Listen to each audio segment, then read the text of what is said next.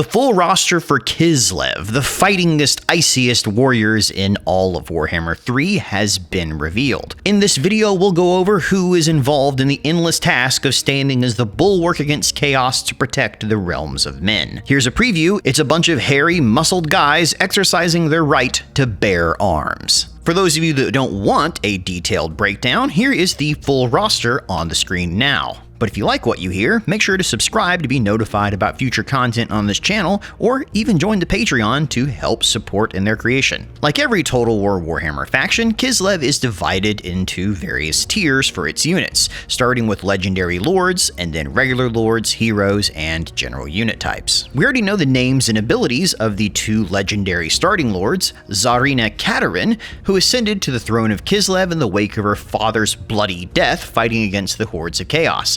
The base of Katarin's power, though, beyond hereditary right, is her extraordinary magical prowess with ice. She's the greatest ice witch for generations, and capable of magical feats more deadly and devastating than any other ice witch outside of Elsa from Frozen. The leader of the Ice Court, Katarin is more adept at training and maintaining the Frost Maidens who call it home, and the Ice Guard who protect it, meaning she likely recruits them at additional level and provides some sort of upkeep bonuses. As the most powerful ice witch of her age, she is less likely to miscast a spell, and as the ruler of KISLEV, she crushes rebellion and corruption wherever she goes, meaning you'll probably get buffs to public order as well as reductions to corruption in your province. As mount, she gets either a warhorse or war bear, and her unique skills are all based around the lore of ice. Accompanying her will be the Supreme Patriarch KOSSARS.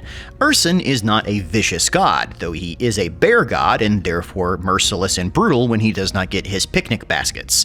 KOSSARS is the Supreme Patriarch of the Ursonite cult and the highest ranking clergy in the nation, as well as the de facto leader of the Grand Orthodoxy. With wild hair, wilder eyes, and wither-thin limbs, KOSSARS is a ghoulish figure robed in the finery of the resurgent Ursonite fate. A howling, angry firebrand screaming furious rhetoric at the enemy and urging the warriors around him to fight on with a fearful mixture of encouragement and threat. He himself is fearless in battle and able to recover from any wound quickly, and thus inspire his flock to run and attack the enemy with reckless abandon, meaning that he's immune to fear and terror and also has a self-healing regeneration of some kind, and likely gives low-level units around him a buff to leadership in battle. He despises the machinations of the TSARINA and her Ice Court and considers them usurpers and magic-wielding heretics, so don't expect the two to get along just because they're in the same faction. For mounts, he either has a warhorse or war bear, and his unique spells and abilities, he gets Urson's Ward, which gives him an additional ward save,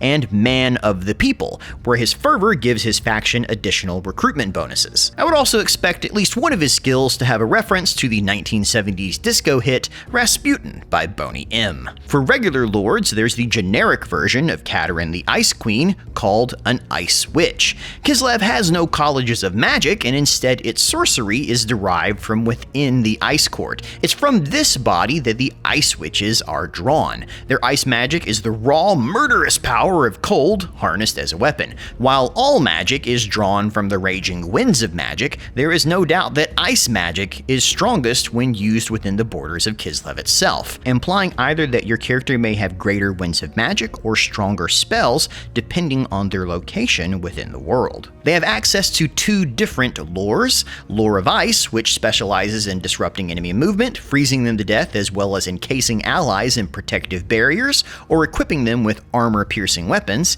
and Lore of Tempest, which speeds allies up and sends enemies to a swift death, harried from all sides by incredible blizzards and the biting cold. For mounts, they can either have the Warhorse or War Bear.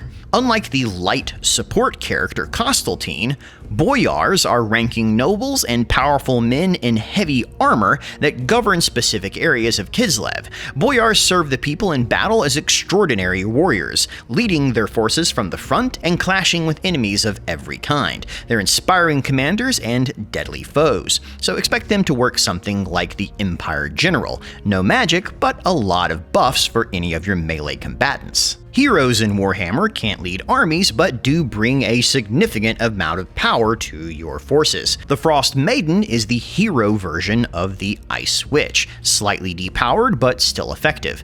Akin to an academy, the Ice Court schools the young women within its halls in matters of diplomacy, intrigue, and sorcery, and it's from this body that the Frost Maidens, Ice Witches, yet to complete their training, are drawn. They'll have access to either the Lore of Ice or Tempest and get a Warhorse or Warbear mount.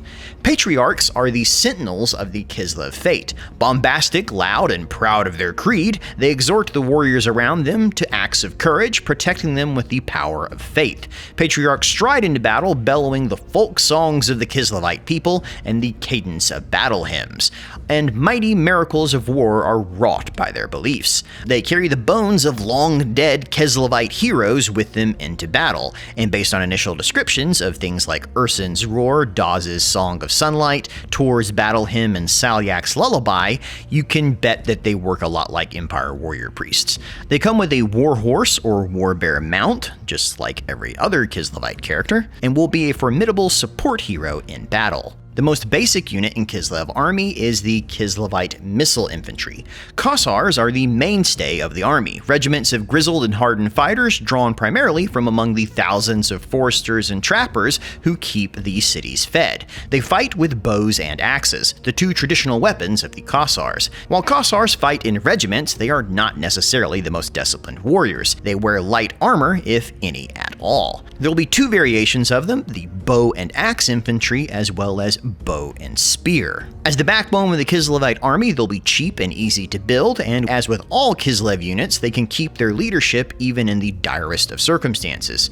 Early access to both bows and spears allows for a hybrid, powerful army from the get-go. Streltsy were originally armed with bardishes and handguns in order that they could rest their firearm upon the crook of the polearm and thereby achieve greater accuracy. Eventually, the Streltsy captains took the radical step of embracing this tactic and had all their rifles modified to include axe blades on the gun stock. Their signature gun great axe is undeniably cool, and is based on a real trend in warfare that lasted from the 1500s to the 1800s.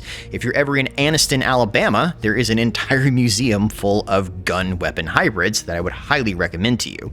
Armored and armor-piercing, with decent melee abilities to go along their shooting prowess, they're going to be the unit that you're going to want to fast-track for as fast as possible. Next up is the Ice Guard. These are the warrior elite of the Ice Court and a bodyguard for the Ice Witches, who are imbued with the same magical power as their mistresses. Each weapon these women wield is imbued with ice magic, glowing with its own inner light. They come in two variants, the bow and dual sword, as well as the bow and glaive, giving them both anti-infantry and anti-large variants, making them useful yet again as a hybrid unit for the KISLEV army. They have a unique ability named Frostbite, which consumes enemy targets, slowing them down, and makes them sound a good deal like the powerhouse Sisters of Averlorn unit. KISLEV's infantry-only units are much more limited. Armored KOSSARS are full-time soldiers, either paid by the crown or simply supported by their wealthy families. They're dour, grim-faced killers whose arrogance is reinforced by undeniable results. They wear heavy armor above the waist and sturdy, reinforced boots, though their legs are clad only in baggy trousers. But like all of KISLEV's roster, they're not just melee. They come in both pistol and axe and pistol and great mace versions. Pistols, while limited in ammunition, give armored KOSSARS a great first punch, and great maces can crush skulls and armor to pieces. The TZAR Guard, though, is a bit more traditional, a regiment of hardened warriors formed of lesser nobles and veteran soldiers elevated to higher status. They're durable, formidable melee troops, and originally were entrusted to serve as the Tsar's personal retinue. But now almost every army of KISLEV boasts a regiment of these men at their core, because who doesn't need veteran warriors to act as a bulwark in their battle line? They come in the sword and shield and greatsword varieties, making them both effective tanks and damage dealers. They're hardy, difficult to kill, and armored. While slower than their less trained peers, they make up for it with incredible staying capabilities in battle. KISLEV melee cavalry has 4 increasing levels of deviousness, starting with KOSSOVITE dervishes. KOSSOVITE dervishes have vanguard deployment and can sneak up on enemy lines. They have incredibly speed from their well-bred and cared-for horses, and they're the quintessential hit and run attacker, so don't leave them in for a straight fight for very long, as they are definitively light cavalry. Winged Lancers, though, start to add some much-needed punch. A cavalry squadron of hardy, well-trained warriors who form the offensive heart of almost every KISLEV army. Their powerful charge gives them the fear ability as they move in, and they're slower but more devastating shock cavalry than their dervish brothers. They're also faster but otherwise weaker than the Griffin Legion. The Griffin Legion are a standing force of highly experienced Winged Lancers, notable for their improved war gear as well as their prodigious skill at arms. As the most powerful charge a KISLEV can deliver, they decimate backlines and strike any enemies stuck on their infantry anvil. They also rival the most powerful cavalry in the entire game. Unfortunately, they're not riding bears, because the highest level of cavalry for KISLEV are war bear riders, who ride bears, making them vastly superior to most cavalry at staying in a fight after they engage, overpowering enemies with their weapons and, of course, their bears. They can take on almost any foe, deliver a horrifyingly powerful charge, and are ridiculous in battle, again, mostly thanks to the bears. For missile cavalry, KISLEV does field a unit of horse archers, who have similar speed and vanguard deployment abilities to the dervishes, as well as additional power from ranged attacks that make them even more deadly. Despite their preference for bows, though, they can hold their own in melee once their ammunition exhausted, or if you happen to forget to micro them. Light war sleds are like chariots, only with a large number of angry men tied to the back of several bears.